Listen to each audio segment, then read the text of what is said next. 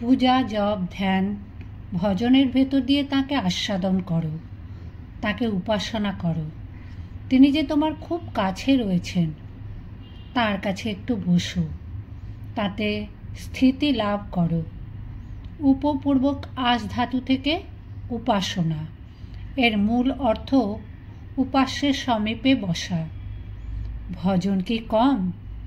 ভগবান বললেন, মদ্ভক্তা যত্র গায়ন্তী তত্র তিষ্ঠামি নারদ।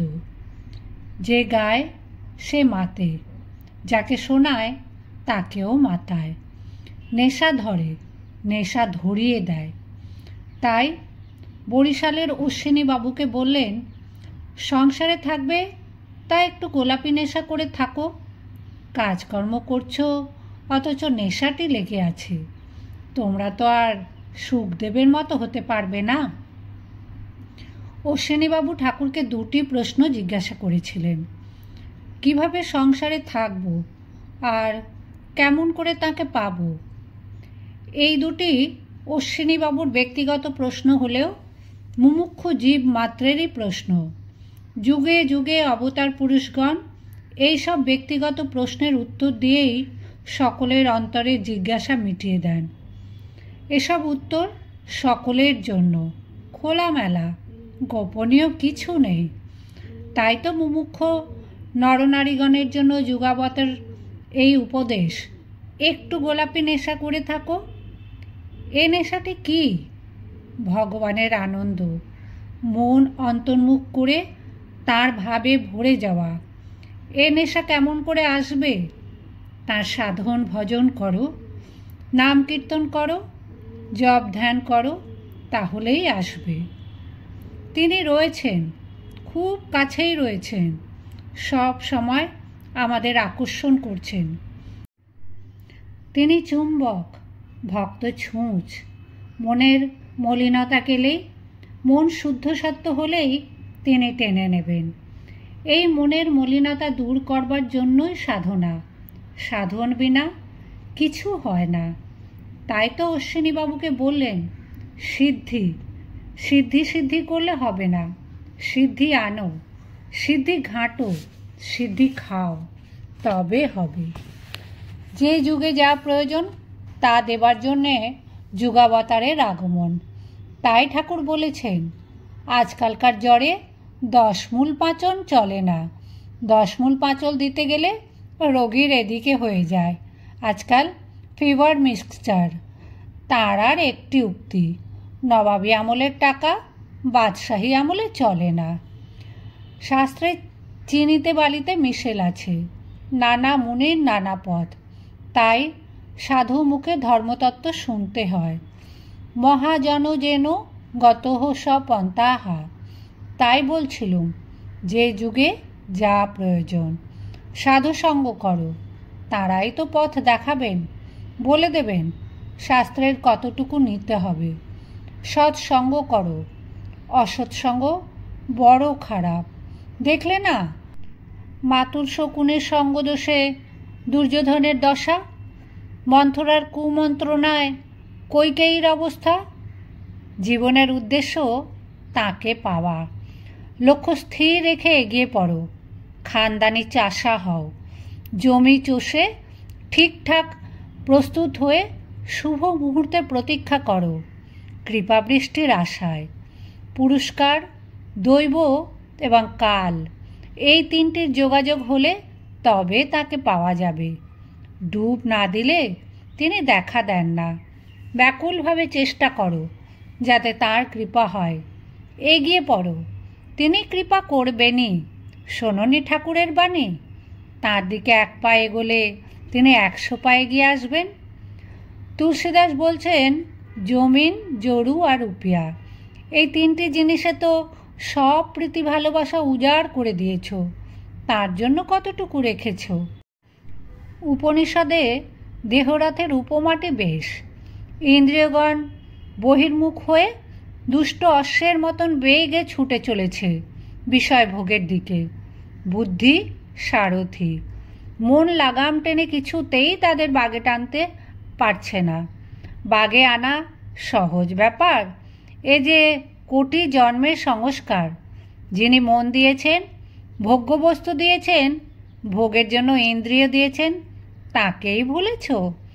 এই তো জাগা ঘরে চুরি, মহামায়ার ভীষণ ঠুলি। তিনি যে দয়াল হরি, প্রাণস্য প্রাণহ, প্রিয়স্য প্রিয়হ।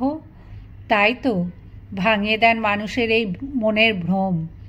দুঃখ কষ্ট বিষাদ তো তিনিই দেন। মানুষ মান যশের জন্য বেহুঁশ হয়ে যায়, তাই মান হতে হুঁশ করে দিয়ে সত্যকার মানুষ করে তোলেন তিনি। এই সব তাঁর কৃপা, এই হুঁশই তো বিবেক। সনাতন গোস্বামীর কি অবস্থা হলো, দুটো সাংকেতিক শ্লোক পড়ে বেলা যায়। কথাটুকু শুনে কি হলো লালাবাবুর? জরামরণের দৃশ্য দেখে সিদ্ধার্থের কি ভাব হলো?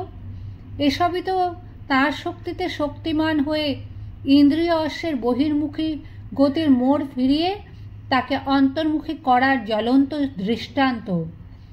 গীতামুখে ভগবান স্পষ্ট বলেছেন, তেষাং সততযুক্তানাং ভজতাং প্রীতিপূর্বকম দদামি বুদ্ধিযোগম তম যেন মাম উপজান্তি তে। এই বুদ্ধিযোগই হল বিবেক, সৎ সৎ বিচারের শক্তি।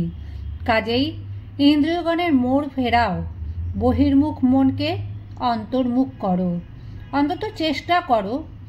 যে ইন্দ্রিয়ভোগ্য বিষয়গুলো তোমার এত প্রিয় হয়ে উঠেছে, যেসব জিনিস আমার আমার বলে আঁকড়ে ধরেছ, প্রভুর চরণে একবার তাদের অর্পণ করো দেখি। বলো, প্রভু এই সমস্ত তোমার, তুমিই সব। যা কিছু করছো সব তাকে অর্পণ করো। যৎ করসি যৎ নাসি যৎ জুহসি দদাসি যৎ, যৎ তপস্যসি কৌন্তেয় তৎ কুরুষ্য মদ অর্পণম। এ তাঁরই আদেশ। ভাবো, আমি দাস, তুমি প্রভু। আমি সন্তান, তুমি পিতা মাতা। আমি রথ, তুমি রথী। আমি যন্ত্র, তুমি যন্ত্রী। এইরকম একটা ভাব আশ্রয় করে কাঁচা আমিটাকে মারো, তাকে পাকা আমিতে পরিণত করো। তবে তো বিদ্যার সংসার হবে। শ্রী ভগবানের প্রতি এরকম ভাব না থাকলে সে তো অবিদ্যার সংসার। এক হাত তার পাদপদ্মে রেখে সংসার করো। এ সংসার মহামায়া রচনা করেছেন। তার মায়ার প্রভাবে জীবের এত ছোটাছুটি, এ তাঁরই লীলা। মনটা মাঝে মাঝে বেহুঁশ হয়ে বাইরে ছুটে যায় ইন্দ্রিয় তর্পণের জন্য, বিষয়রস গ্রহণের জন্য। সে ভুলে যায় যিনি আমাদের অন্তরে রয়েছেন তিনি রস স্বরূপ, রস বৈসহ। মহামায়ার এই মায়াপাশ কাটাতে হবে। তাই তো শক্তিরূপিণী মার শরণাগত হতে হয়। তিনি দ্বার খুলে দিলে তবে ভেতরে যাওয়া যায়। মধুকৈটভ বধের প্রাক্কালে ব্রহ্মা মহামায়ার এই স্তব করেছিলেন, তম স্বাহা তম হি বশৎকারঃ স্বরাত্মিকা সুধা তম অক্ষরে নিত্যে ত্রিধা মাত্রাধিকা স্থিতা। লক্ষ্যে মন স্থির রাখার জন্যই সাধুসঙ্গ বিশেষ দরকার। যেখানে সাধুসঙ্গের অভাব, সেখানে সদ্গ্রন্থ পাঠ নিয়ে থাকবে। বিশ্বাস করো, নির্ভর করো, তাকে ভালোবাসো। তিনিই জানিয়ে দেবেন তিনি কেমন। ওইটি তাঁর কৃপা। একবার যদি সন্দেহ ভঞ্জন করে দেন, আর ভয় নেই। তাই ব্যাকুলভাবে ডাকো। সাধন করতে করতে তাঁর কৃপা হয়। বিড়াল ছানার মতন ডাকো, বানর ছানার মতন নয়। বিড়াল ছানার কর্তৃত্ব ভোক্তৃত্ব নেই, মার উপর পূর্ণ নির্ভরতা। তিনি যেমন রাখেন তেমন থাকো, যেখানে রাখেন সেখানে থাকো। এইরূপ নির্ভরতা এলে তিনি নিশ্চয়ই কৃপা করবেন। 1000 বছরের অন্ধকার ঘর একটা বাতি আনলে মুহূর্তে আলো হয়ে যায়। একটু একটু করে নয়। তাকে ভক্তি করতে শেখো।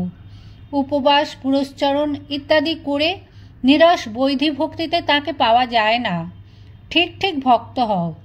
প্রীতি ভালোবাসা দিয়ে বৈধী ভক্তিকে সরস করে রাগানুরাগা ভক্তিতে পরিণত করো। গীতা মুখে শ্রী ভগবানের কথা, ভজতাম প্রীতিপূর্বকম। ঠাকুরও বলেছেন, খোল মাখানো জাপ গরুর প্রিয়।